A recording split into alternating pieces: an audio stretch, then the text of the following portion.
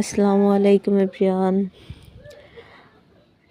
আশা করি সবাই ভালো আছেন।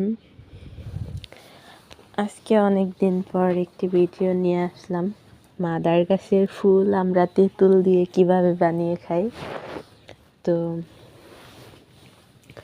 দেখুন, প্রথমে মাদার গাছের ফুলগুলো অনেক কষ্ট করে সংগ্রহ করেছি। তারপরে তেঁতুল নিয়ে আসলাম, আর সরিষার তেল, মরিচ আর লবণ দিয়ে এখন এগুলোকে মাখাবো, তারপরে খাবো। এগুলা অনেক টেস্ট হয়েছিল বানানোর পরে। আপনারা কে কে খান আমার মতো এগুলা বানিয়ে? তো আমি একা খাইনি, আরও আমার সাথে অনেকেই ছিল। অনেক মজা হয়েছে, কিন্তু আজকে বিকালে এগুলো বানিয়ে খেয়েছি।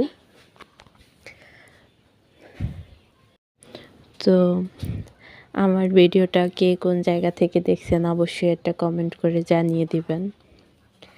আর আপনারা গ্রামে এগুলা কে কে বানিয়ে খান অবশ্যই কমেন্ট করে বলে যাবেন। আমরা কিন্তু এরকম বিকালে অনেক কিছুই বানিয়ে খাই, আর সবাই একসাথে মিলে কিছু একটা বানিয়ে খাওয়ার মজাই কিন্তু আলাদা। হ্যাঁ,